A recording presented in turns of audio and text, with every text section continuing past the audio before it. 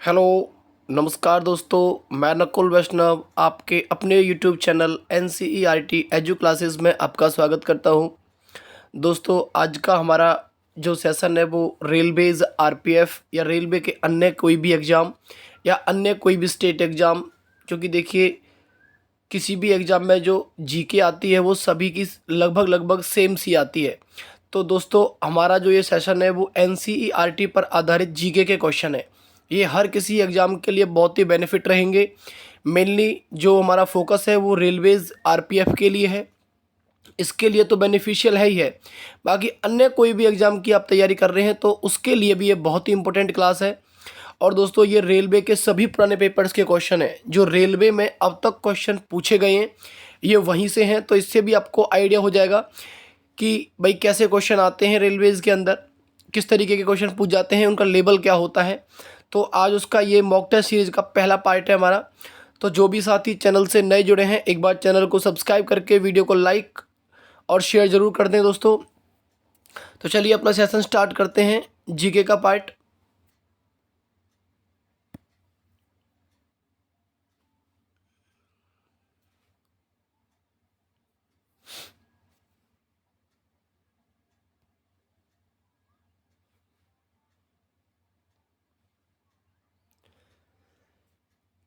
तो यहाँ पर पहला क्वेश्चन है, कांडला बंदरगाह का नाम बदलकर क्या रखा गया है। दोस्तों, बहुत ही इंपॉर्टेंट क्वेश्चन है कि जो कांडला बंदरगाह है उसका नाम बदल करके क्या रख दिया गया है अब।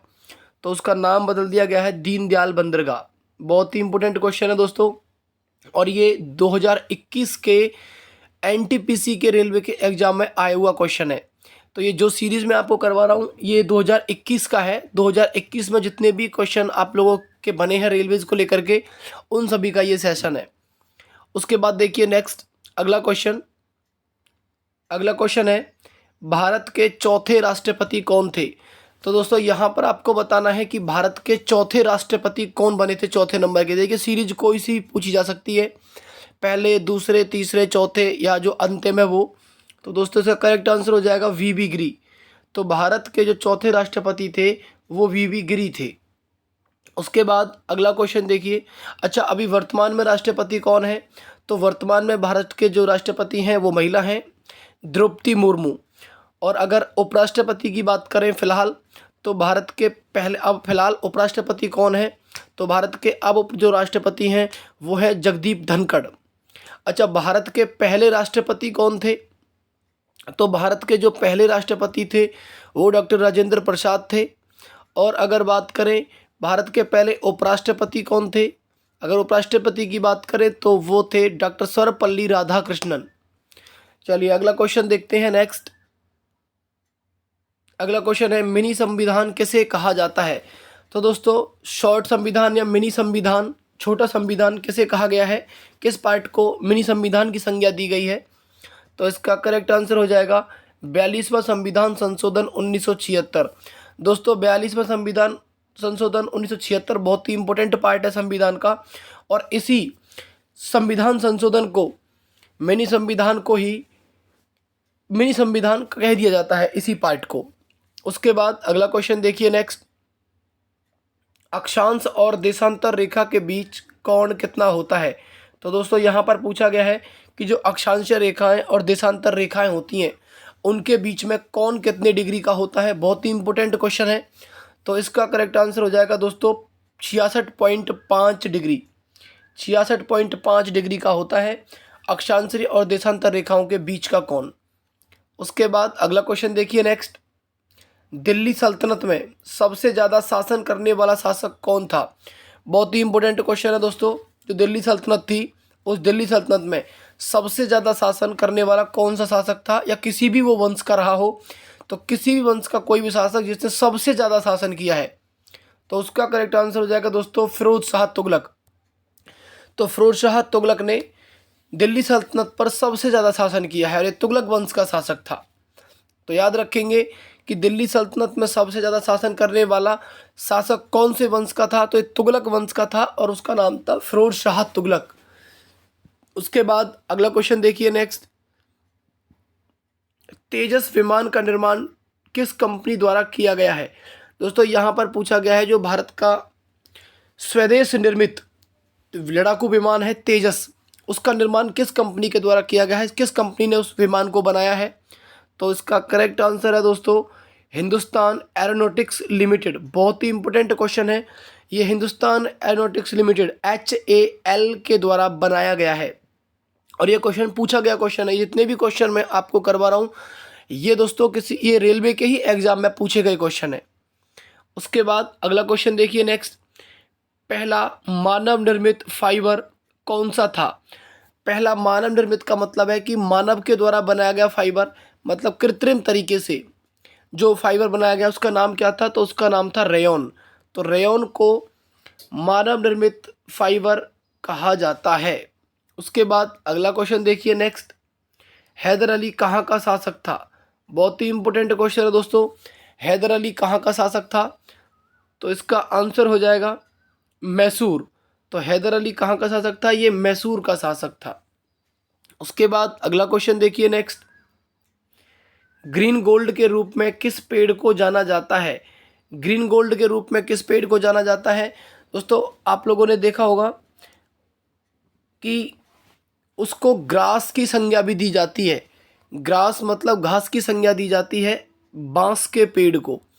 बांस का जो पेड़ है इसको ग्रीन गोल्ड कहा गया है और एक तरीके से बांस के पेड़ को ग्रास कहा जाता है, घास कहा जाता है, ये ध्यान रखना।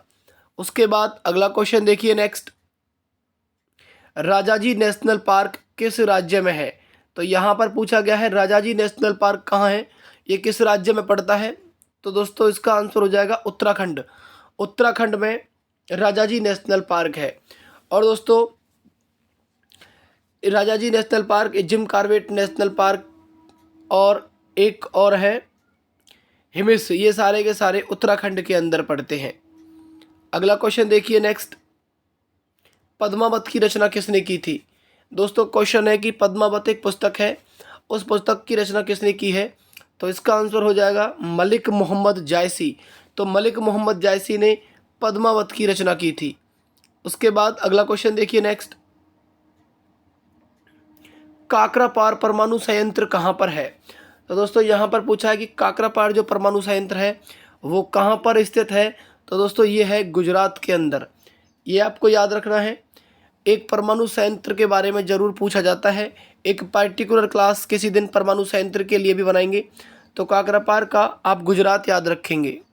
उसके बाद अगला क्वेश्चन देखिए नेक्स्ट, भारत ने अपना पहला उपग्रह कब छोड़ा था। दोस्तों बहुत ही इंपॉर्टेंट क्वेश्चन है कि भारत ने अपना पहला उपग्रह कब छोड़ा। तो सबसे पहले तो ये कि वे कब छोड़ा गया था। तो दोस्तों ये छोड़ा गया था 19 अप्रैल 1975 को। भारत ने अपना जो पहला उपग्रह था वो 19 अप्रैल 1975 को छोड़ा था। लेकिन ये भी आता है कि भारत ने अपना पहला परमाणु ये जो उपग्रह छोड़ा था ये कहाँ से छोड़ा था। तो दोस्तों ये छोड़ा गया था सबसे पहली बार USSR मतलब रूस से छोड़ा गया था। ये सबसे पहली बार रूस के स्पेस सेंटर से छोड़ा गया उपग्रह था, ये भारत से नहीं छोड़ा गया था और इसका नाम था आर्यभट्ट। तो भारत का जो पहला अपना खुद का उपग्रह था वो आर्यभट्ट था, 19 अप्रैल 1975 को छोड़ा गया और रूस से छोड़ा गया था, USSR से। उसके बाद अगला क्वेश्चन देखिए नेक्स्ट, भारत ने राफेल किस देश से खरीदा है। भारत ने जो राफेल विमान खरीदे हैं, जो सबसे अत्याधुनिक हथियार है राफेल लड़ाकू विमान, वो कहाँ से खरीदे हैं, किस देश से खरीदे हैं। तो दोस्तों ये खरीदे हैं फ्रांस से। फ्रांस से खरीदे गए राफेल विमान आज के टाइम के बहुत ही अत्याधुनिक हथियार हैं। उसके बाद अगला क्वेश्चन देखिए नेक्स्ट, हीराकुंड बांध किस नदी पर है। हीराकुंड बांध के बारे में पूछा है, तो हीराकुंड बांध किस नदी पर स्थित है। दोस्तों हीराकुंड बांध है महानदी पर। अच्छा महानदी, ये हीराकुंड बांध किस राज्य में है। तो दोस्तों महानदी पर और ये उड़ीसा में पड़ता है, ये आप याद रखेंगे। हीराकुंड बांध उड़ीसा में है और महानदी पर है। उसके बाद अगला क्वेश्चन देखिए नेक्स्ट, भारतीय राष्ट्रीय कांग्रेस के प्रथम अध्यक्ष कौन थे। तो यहाँ पर पूछा गया है कि भारतीय राष्ट्रीय कांग्रेस के प्रथम अध्यक्ष जो भारतीय थे, तो दोस्तों वो थे व्योमेश चंद्र बनर्जी। व्योमेश चंद्र बनर्जी पहले भारतीय राष्ट्रीय कांग्रेस के प्रथम अध्यक्ष थे। उसके बाद में अगला क्वेश्चन देखिए नेक्स्ट, सूचना का अधिकार कब लागू हुआ? सूचना का अधिकार अधिनियम, सबसे पहले तो ये कि सूचना का अधिकार क्या है, तो दोस्तों ये एक अधिनियम था। और ये अच्छा, सूचना का अधिकार क्या है?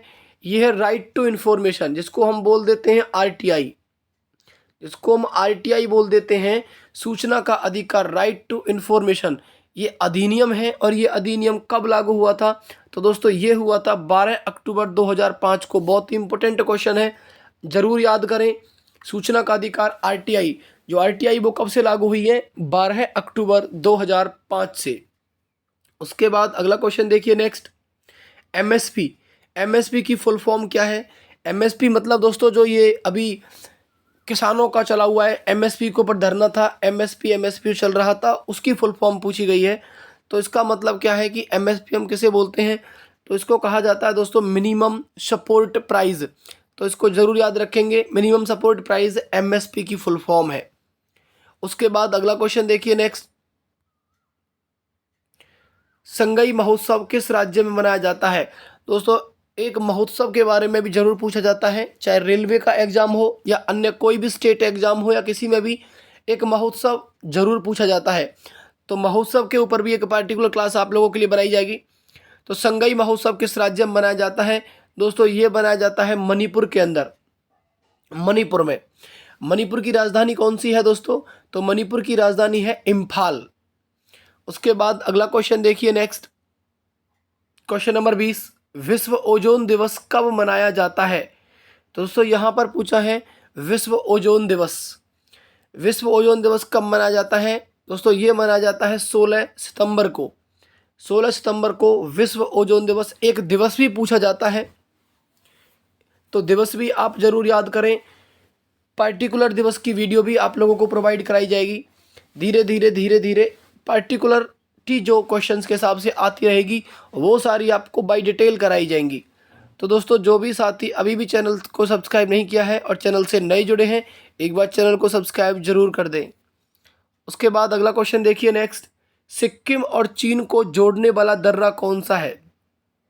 तो सिक्किम और चीन को जो दर्रा जोड़ता है, दर्रा होता है पासवे, जिसको पहाड़ों काट करके अंदर से बनाया जाता है वो रास्ता। तो सिक्किम और चीन को जोड़ने वाला दर्रा दोस्तों यहाँ पर पूछा गया है, तो उस दर्रे का नाम है नाथुला दर्रा। नाथुला दर्रा कहाँ पड़ता है दोस्तों? ये सिक्किम में पड़ता है। उसके बाद अगला क्वेश्चन देखिए नेक्स्ट, दल बदल कानून कब लागू किया गया था? दोस्तों बहुत ही इंपॉर्टेंट क्वेश्चन है। दल बदल कानून जो आज की राजनीति में चला हुआ है, अपने दल को बदल देना, अपनी पार्टी को बदल देना, वो कानून कब लागू हुआ था? तो दोस्तों ये जो नियम था ये 1985 में लागू हुआ था।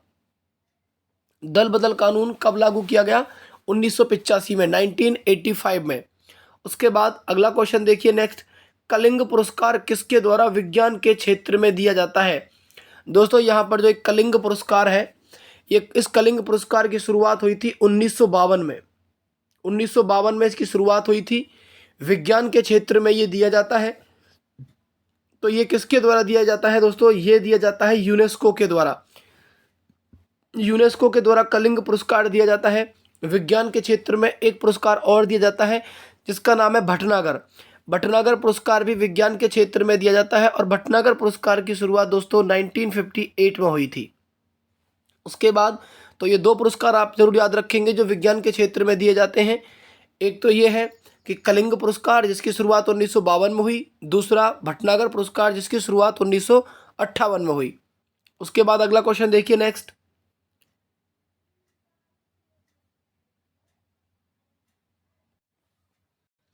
वसा का पाचन शरीर में कहाँ होता है? तो यहाँ पर पूछा है दोस्तों वसा का पाचन शरीर में कहाँ पर होता है? तो वसा का पाचन दोस्तों शरीर में होता है छोटी आंत में। छोटी आंत के अंदर वसा का पाचन होता है। वसा क्या होती है? वसा होती है दोस्तों फैट। फैट, अच्छा, फैट में, वसा में घुलनशील विटामिन कौन कौन से हैं दोस्तों? अगर विटामिन पूछ लिया जाए कि वसा में घुलनशील विटामिन, फैट में घुलनशील विटामिन कौन कौन से हैं, तो दोस्तों वसा में घुलनशील vitamin A, vitamin D, vitamin E और विटामिन के, ये 4 विटामिन हैं दोस्तों जो वसा में घुलनशील होते हैं। उसके बाद अगला क्वेश्चन देखिए नेक्स्ट, प्रधानमंत्री जनधन योजना की शुरुआत कब हुई थी? बहुत ही इंपॉर्टेंट क्वेश्चन है दोस्तों, प्रधानमंत्री जनधन योजना, क्योंकि एक योजना के बारे में भी पूछ लिया जाता है। तो प्रधानमंत्री जनधन योजना की शुरुआत दोस्तों 28 अगस्त 2014 को हुई थी। 28 अगस्त 2014 को जब सबसे पहली बार प्रधानमंत्री नरेंद्र मोदी को बनाया गया था 2014 में, तो 2014 में ही जनधन योजना की शुरुआत हुई थी। उसके बाद अगला क्वेश्चन देखिए नेक्स्ट, राष्ट्रीय जलमार्ग 1 कहां से कहां तक है? तो राष्ट्रीय जलमार्ग 1, ये नेशनल हाईवे की बात नहीं है, जलमार्ग की बात की जा रही है। तो जलमार्ग 1 कहां से कहां तक है दोस्तों? तो ये पड़ता है इलाहाबाद से हल्दिया के बीच में। इलाहाबाद से हल्दिया को जोड़ने वाले राष्ट्रीय जलमार्ग को 1 नंबर संज्ञा दी गई है।